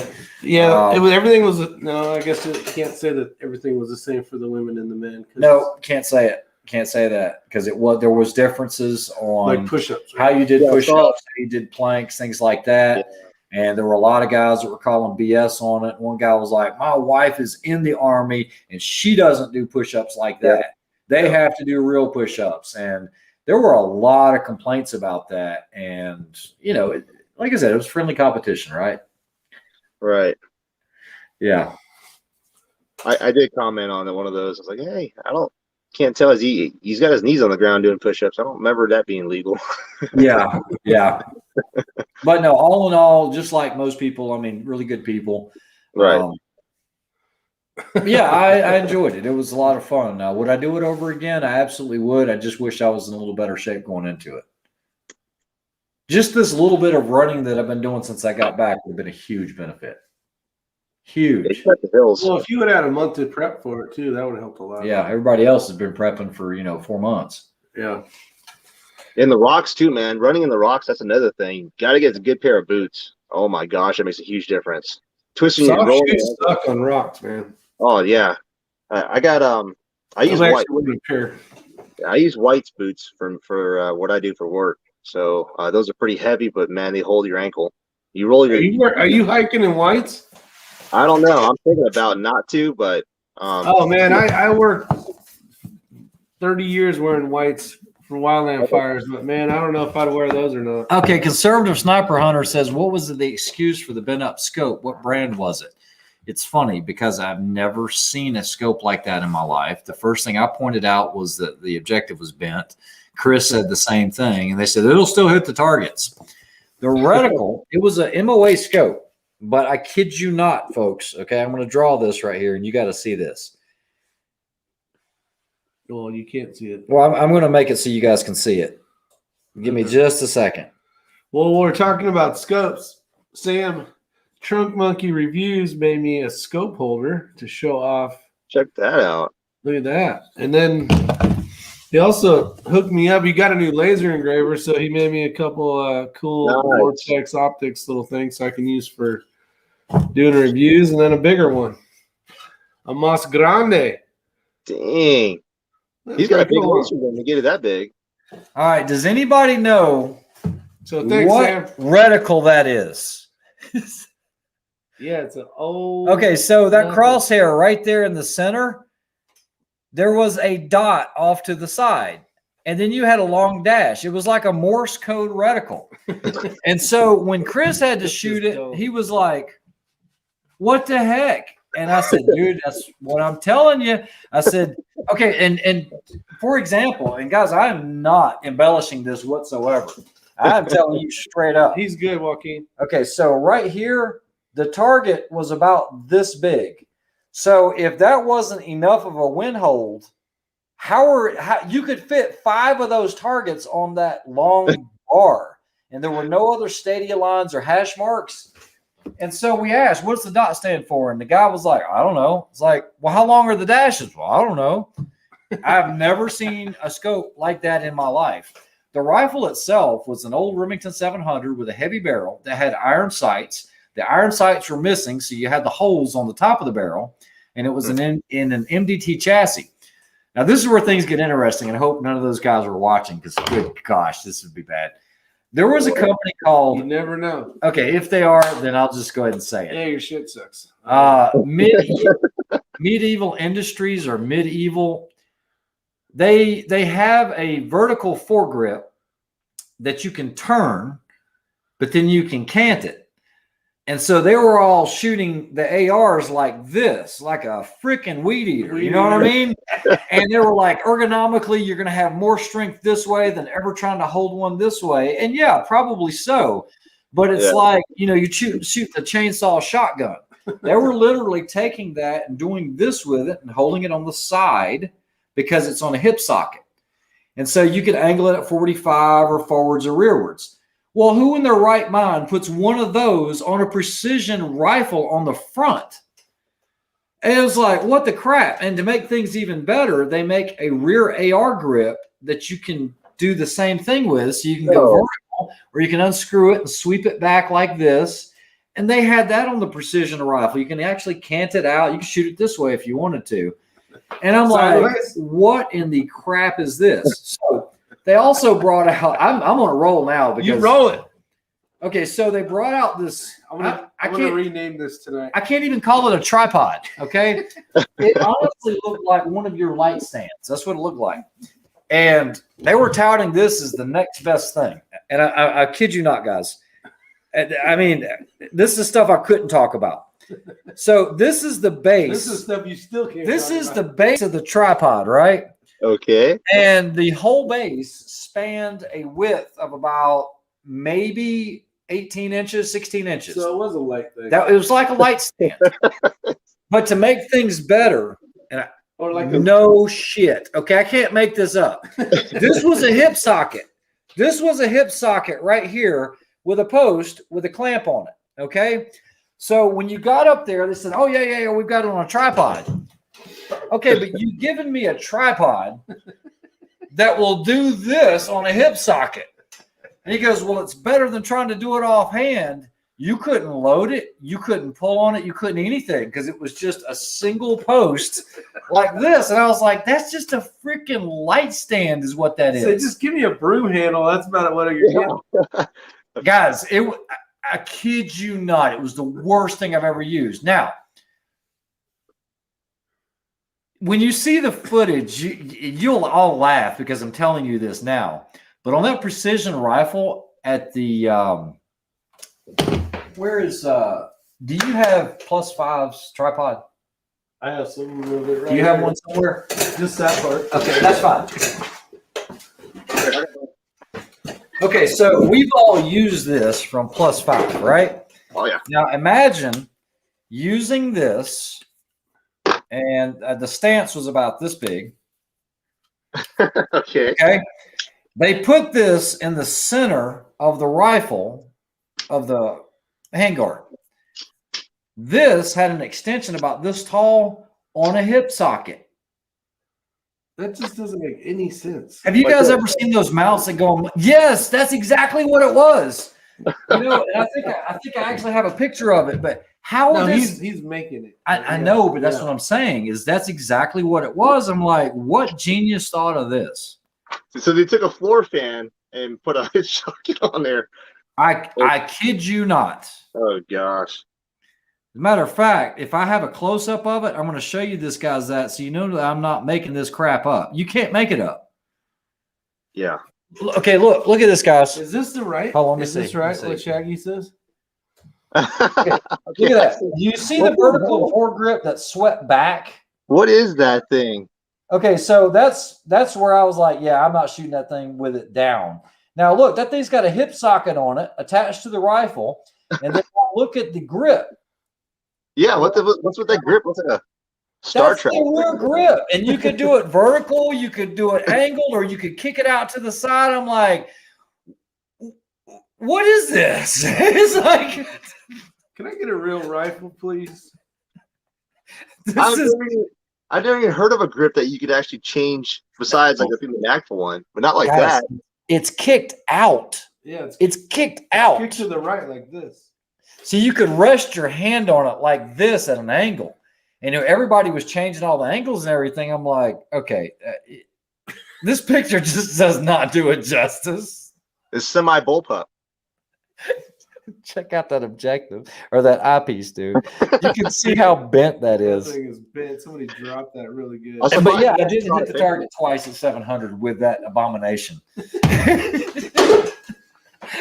Yeah, exactly, Shibal. It was like you could have them both like this and shoot the gun like this if you want. It was gangster style. Oh man. Oh, somebody's classic. Shaggy said that's brought to you by Voda Tactical. If you guys know who that is, not Vodtac, but Voda Tactical. That's that guy that does the knife stuff and shooting, and he's on the range. Yeah. He's the one instructor that they banned from like every range in Charlotte, North Carolina. Breaks every rule. Oh, who knew that it was going to go to this? That was designed in the Xizang province in China. And now everybody's going to go to Medieval's website and see this stuff. Now, we didn't have this conversation, but it's the truth. His fuse has been lit tonight. Yeah, $19.99 at Walmart. That's for the complete rifle. Salvador Dali. Oh, that's the best, Matt. He's got like the melting clocks and everything. Yeah, you know what the bad part about it is that stupid tripod that was like 4 feet high. That was the one where I actually showed him the video where I was like whack whack whack whack whack whack. It was on the edge of a cliff, so if you leaned forwards, you would fall forwards. And they had to move the tripod. It wasn't a tripod; it was a music stand. I'm telling you, It was a microphone stand for an old AC/DC band or something. somebody will buy it because it was carbon fiber. That's right. Oh man, Get your carbon fiber. it's for shooting around corners. Yeah, the grip thing. Actually, when you started talking about that, I'm wondering. LZ said, I like it when only Asian had to shoot AK type rifle. And hey, I kid you not, if you didn't catch that part of it, they issued everybody a freaking AR and gave me a dang AK. And I'm like, what is it? The way that I look? What is this? That's jacked up. And I was the team leader for Assault Team 2, ASS 2. And I was like, so I'm leading all these guys with a damn AK. Oh, that's funny. Like, how did I end up with this? Is that a 6-hour reticle? Oh There's man. a good one in there called the Oh Crap course or Morse code something. Yeah, the SOS. Yeah. We're screwed. Yeah, we're screwed. The Morse reticle. Guys, I thought I had seen every scope reticle known to man and the Mad Dog 2020 grips. You guys are killing Yeah, me. Tim Rink, you never know what's going to happen on this madness, No doubt. especially once we get going. Ray, that bolt gun with a worthless muzzle brake, was that by Cadex? No, that was actually custom made by that company. Because I Those thought were it was 15 I thought it grand, was right? a Cadex Defense chassis, and it might be, but I think they just used that chassis, used their own action. But that thing was horrid. Yeah. Horrid. I've seen 50 cals kick, but man, nothing I like like how the mag comes out when you. Oh yeah, auto eject mag. That's it. Yeah. Yeah. I actually asked one of the producer guys. I was like, "Where did you come up with these people to source some of these things?" and I hate to talk bad. I hate to talk bad, but I'm going to. I'm in that mood. Hold Hold on. buddy. Let's see. I'm not even talking. I want you to keep rolling. Go ahead while I'm looking at this.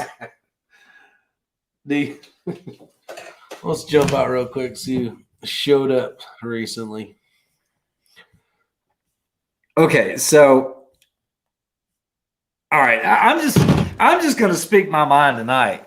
So there was another vendor there that has designed this unit that goes on an AR, and basically it's like a Savage trigger. Okay, you know how you got the little piece that comes out, or the you know what I'm talking about. Yep. You don't have an old Savage trigger here, do you? I do. Well, what they've done is basically the safety of the Savage. Yes, it's the safety. Okay, think Glock. Now, guys, I honestly, I can't make this up. I really want to know your thoughts on this. They brought a bunch of ARs out with PEX, light laser combo, and everything else. They have invented a trigger switch so that you can turn on your light or your laser. Oh, don't even tell me it's hooked up to the trigger. And when you press that portion of the trigger, it turns the light on. Oh no. Now, how is this a good idea? And the argument was that this will give you that split second of extra time that you need so that you're not looking for a pressure switch. So I'm going to squeeze my freaking trigger to light up the target. You got to AD your freaking teammate. On the side, there was a selector switch so that you could choose between laser and white light. But that's how you turned it on. Was with the trigger. What the? I was like, you will AD your teammate. Why would you ever do that? You will AD everybody. Oops. Guys, this was a 30-minute long presentation. You're like, did anybody really think about this? Yeah. Did anybody say anything? No, everybody was all Goo eyes. Oh, that's awesome. We've got it for Glock too. We can do a Glock conversion here. No. You put your finger on the safety bar, your light automatically comes on just like this. And I had everybody come up and try it. I never got up. I just stayed in the seat going, that's a bad freaking idea. Oh, man. X-Ring fires at 50 cal. I thought to myself, X-Ring's tooth filling's probably round and loose. Yeah, that thing had some massive recoil, right? It did, man. Oh, yeah, that thing, it was 18 pounds. Yeah, 18 pound 50. I had to look at that. So I'm trying to find this. He had one job, PC Bullet. Yeah, you had one job. Come up with a light switch. One don't job. put it on the trigger. I got an idea. What's up, Oh, Tim? man, I got a great idea. Okay, guys, I'm not giving spoilers away. funny? I'm just telling you Why guys don't the you truth. just make bullets that, light the pathway as it's sending it off? You know what I mean? Like, that's the same damn thing. Okay, so I'm going to leave the names out of it, but have you guys seen this double folding AR? Yeah. It's all over it. It's like a Law Tactical on the back side. For And your on the back. front side, there's a switch that you can pull and you can disconnect. It basically hinges on the breech. So it's a trifold basically. And they sell it in a little backpack about this big. Which is about this wide. Yep. Yeah. So it was tiny. Well, they had this company come out there with 2 of those, and one was given to The main guy. One was given to the main guy, and the other was given to the other main guy. I'm not going to leave the names out of it, but celebrities. And they go out to the desert to do a video shoot with these. They wouldn't run. Like 3 shots, like cack. I mean, and they were filming the whole time. And I'm like, whoa. And the guy was like, oh, they just need some oil. And they go get some oil. So he gets some oil. He squirts oil all in. It would not work. Either one of them worked. They actually gave one of those away. I was like, I don't know if that's a wall hanger or what, but I sure did work my life on the line with that thing. They're going to copy and paste each bullet shot and then turn it into a full auto look. Oh, yeah. They'll try. They'll try. That's for sure. We're going to repeat the first 2 rounds. So someone actually Indeed while trying to clear one of those because it was jamming so much. Oh no! It was. I can't wait to see how they put it all together. It was cool. So funny, man. You know, I was just laughing inside. You know. Yeah. Oh, here's another one. Okay, so, this is good. This is really good, guys. So they came out with this ball. It was about this big. Okay, a rubber ball, like a softball size. And it was nothing but cameras, and it was rubber, right? Like a hand grenade. And you could throw it. You could throw it over a wall, whatever, and this thing would auto get the right camera to give you the picture on, a screen or whatever. They said, throw it against the wall, roll it, do whatever you want to do. You're not going to destroy it. Well, everybody, they're testing their arm out. Okay. Well, it held up to that, and then they said you can actually K9 could use this and put it on the dog. And the dog will now be your eyes on this screen because you'll be able to see where the dog's traveling. Somebody in the classroom said, well, does it have Wi-Fi? And they were like, well, yeah, it makes its own Wi-Fi. And that's how it connects to this laptop here. It's like, okay, how far is the range on it? It was like 15 feet. Okay, now I got to stay within 15 feet of my running dog so that I can see what he sees. Yeah, so I was like, wait a minute, how much does this thing cost? $15,000. 15 feet only? Freaking $15,000. It looked like a Kong Chew toy with Chinese cameras in it. All right. I was like, wait a minute. That might work as a sales pitch, but the thing works like 15 feet, 15, 20 feet. Oh my gosh. It's like, I threw it over the wall, lost reception. I better sell my Target Cam freaking extender for him. Yeah, there you go. Oh, man. They did say there was an optional range extender, and somebody in the classroom said, "What's that? $5,000?" So, and 15 feet. Oh my god! It only shows the dog nuts. Of course, leave it to +5 because there were a lot of military guys there, and they're going to be the worst ones of the group when it comes to pretty much asking the right questions, So it's like, what's that? 10 grand? You are not getting invited back. Yeah, they're gonna no, I probably will never get invited back, but that's okay. You know why? Because I did it. I did it. That's right. Come to death with your folded rifle. Yeah, with your folded AR. No, but they had all kind of vendors there, and like I said, the guns just absolutely didn't work, with the exception of Cobalt. Like I said, and I've rekindled that relationship. Actually, I'm going to give you guys a sneak peek of something. This is pretty cool. It's a squashed picture, but the guys over at Cobalt, Aaron and Jason, those guys are super, and so I will be all the 3-gun matches this year. I will be shooting a new Cobalt Kinetics without all the auto drop and everything else. But they actually are shipping this out this week, and they went ahead and lasered it right there with the X-Ring logo on the upper receiver. We're going to drop a proof in it and get away from all the billet aluminum grip and all that. More of a real high-speed, low-drag work gun. Work gun. There you go. What up, Elster? What's up, Todd? What's up, Todd? Watch the dog stop and lick himself. $15,000 to see these nuts. No, what's he doing? Oh God. For?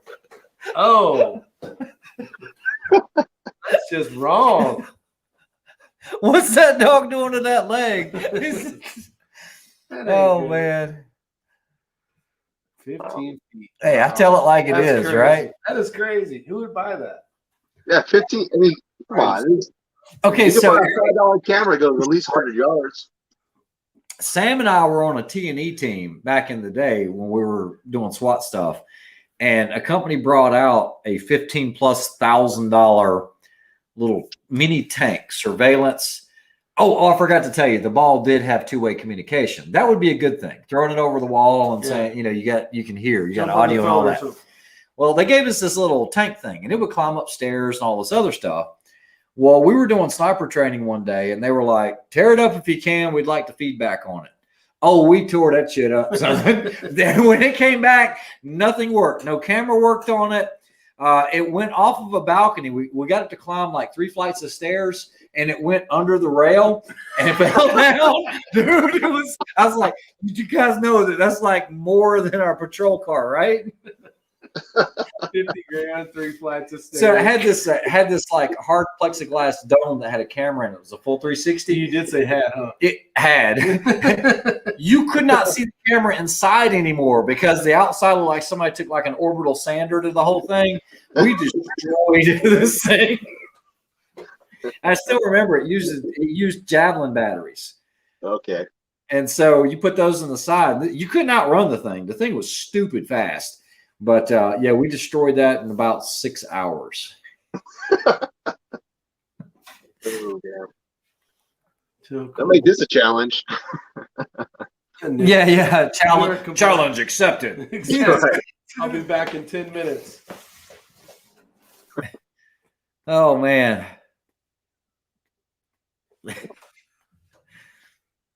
Tell Cobalt to make it New York compliant. Are those Extreme custom upper and lowers? No, it's not, Dick. That's just going to be a one-off gun for me. But you did give me an idea. Like I said, I never got anything going with Santan, but like I said, great guys. But it'd be nice to be able to offer that in the future, maybe. Hide and seek with your dog. Okay, so I read today that a threaded barrel will hurt the accuracy of the barrel. In other words, a non-threaded barrel is better if you're not putting on a suppressor or braking or a brake on it. 22 long rifle, not carbon fiber. So that's a great question / announcement by Jeff Cobb. I'm going to have you speak on it first, Kenny, being a gunsmith, master builder. Well, there's a lot of testing being done that I'm actually doing it myself, but there's a channel called Market Sam After Work that do a lot of ELR, and he's shooting a lot of these big bore calibers now. And he specifically said that he's noticed change of impact quite often with barrels that have, like, for instance, a 5H24 and you're shooting a 338. When you have an MTU contour, you have all that meat around that bore. Why are we going down to a 5H24? From what I've seen, as long as you have a lot of meat, if you can get as much meat around that bore as possible, it changes the harmonic shift. So if you have an MTU contour, try to take advantage of that whole 1 inch or 900 thousandths and go with like 11/16 thread and just get a muzzle brake built to that. So that's my experience so far with that. Correct. And so I would agree with Kenny on that 100%. Using like in that example, you want to have as much thickness around that bore as possible. You wouldn't want to take the whiteboard of knowledge. You wouldn't want to take, let's say this is the diameter of, this is your lands and grooves here. What you wouldn't want to do is have this much for your threaded area and have a shoulder that big for a barrel. And so a side profile would be, you wouldn't want it cut down like that. Now, that's an exaggeration, but that's basically what he's saying. And there's another point to it as well. We brought it up on the channel a couple times, but barrel tension, okay? So just that little bit, whether it's a 1/2 inch or whatever, you torquing down on those threads on that bore material will change or can change your point of impact depending on how many inch or foot pounds you put on those threads. Absolutely. Yeah. So it's very critical that when you torque it the right tension or the same tension every time. Don't ever monkey with your muzzle brake or anything like that before a match, because it can shift if you don't get it to the exact tension that it was before. Absolutely.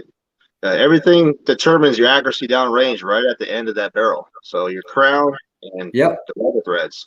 Yeah. And Kenny and I have talked about this before. A lot of people don't realize that your bore typically is going to get the tightest closer towards the end of the muzzle. It's not the same. Everybody, I know everybody thinks, okay, well, it's kind of conical, when it's going into the lands and grooves and the bullet's jumping, but then most people just assume that it's the exact same all the way down.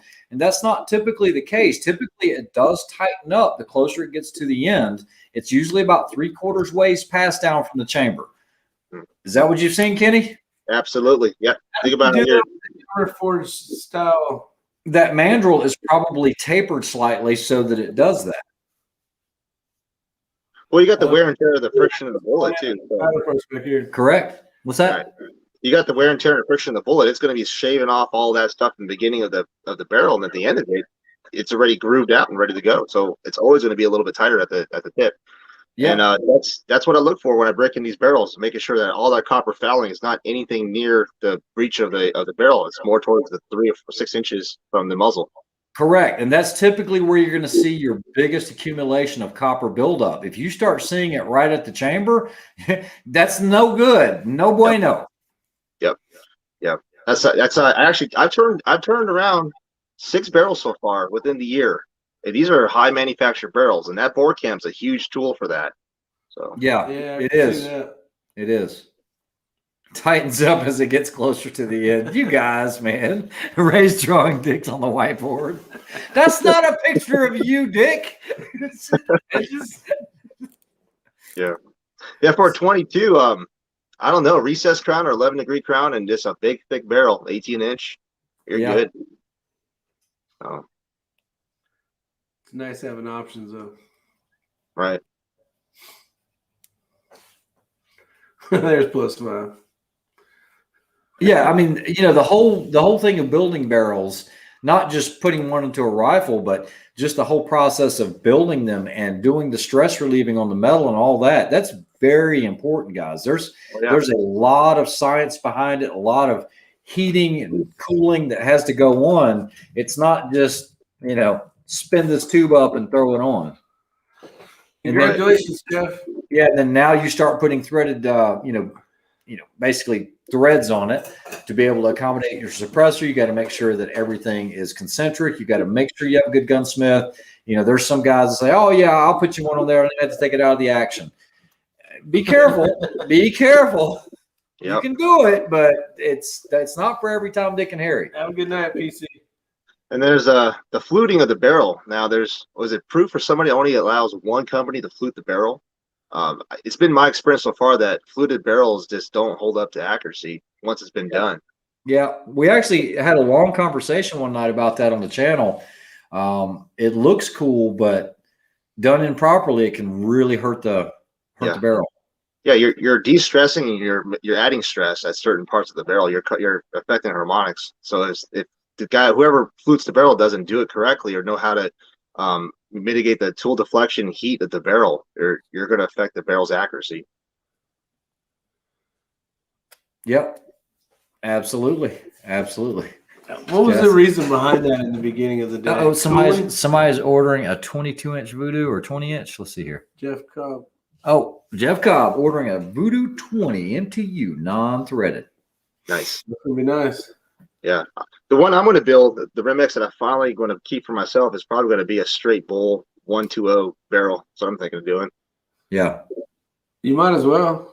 Yeah, if you're just going to use it for competition, you have, we've already went down this whole rabbit hole with the whole suppressor, non-suppressor thing. Yeah. I'm convinced just leave the can off of it. So if you're going to leave the can off of it, you're never going to use it for anything that you need to mitigate the sound. And it is a precision 22. And yeah. Do you know? So I called Dave Manson, and they have over 92 22 long rifle reamers profiles. They have 3 pages of a 22 reamer that you could order. there is a buttload yeah. of difference. So this is a great topic because Chris Simmons had the Krieger barrel. He had to have that chamber cut 3 different times until it finally started shooting. You know, you have all these different chamberings, you know, like, you know, the Bergara, they tout the Bent's chamber. And so like when you chamber around, you're already going to see, I'm not going to call it scoring, but you're going to already see the marks all over the lead itself when it gets in there. But you won't be able to matters. extract it. Some you can. Chris's you can't. Once he chambers around, he must fire it. Yeah. Now, there are strict rules in some competitions where that can't be the case. Even CD, this match we're going to, they said if you have a rifle that cannot be unloaded without firing it, it is unacceptable, and I think you'll be DQ'd from the match. I see. Yeah, so they're pre-engraving the bullet. Yeah, those are bench rest chambers. That's why they say you can't run those. Correct. And Which, I don't know if you'd want to run a bench rest chamber in a really, really dirty environment. No, I was gonna say you're gonna come in. You're gonna get all kinds of issues. You're not gonna have a good day. It'll be like my day. Nah. Yeah. Yeah. So we had a lot of great topics. We've been on here a lot longer than I thought we were going to be, but no, I mean it was good topics. It was fun. I think we still learned a lot. I had a good time. I had a rough day. Been dealing with a lot. So Been dealing with this guy. This guy over here. My Kestrel doesn't work. I'm gonna cry. Dude, go back out there tomorrow and probably do the exact same thing. You'll see it work. You never know. Don't even get me started. He's like, don't get him started. The whole time he's like, I'm gonna come back out here tomorrow. I was like, that's not a bad thing. Yeah. Actually, we have to work tomorrow. I know. Yeah, unfortunately. So on a Saturday? Damn. Yeah. Not normally, but we're trying to get ready on some of this show stuff. Yep. Hogwash is what it is. All right. Well, everybody. Still a crybaby. Have a great night, everybody. Kenny, you want to say anything before we leave? No, just going to keep making videos if I can. Just do more practice, and I'm always open for suggestions. So, you know, go ahead and put a comment in my last video or whatnot, or let me know what you guys think. Did you post that video up? Yes, sir. Yep. Oh, I got to check it out. Uh-oh. Thanks for having me again. Yeah. I'm ready for the Hurt Feelings report. I already got it all pre-filled out for you. I'm glad I got Team Asia out there. That's it. Yep. Yep. Asian persuasion. Fueled by rice. Somebody, who was it? Oh, Tree Feller said, I think if they're behind you, we're gonna set up like a rice bowl and some little wok, you know, heated up, ready to go. That way you guys will get distracted, eat a little something. We need to get some T-shirts made up. It's like you said, fueled by rice. Yeah. We'll set up some booby traps so Rick falls in them. All right, man. All right, we have a good one. All right, guys. Have a good night. Bye. Take care. Be safe.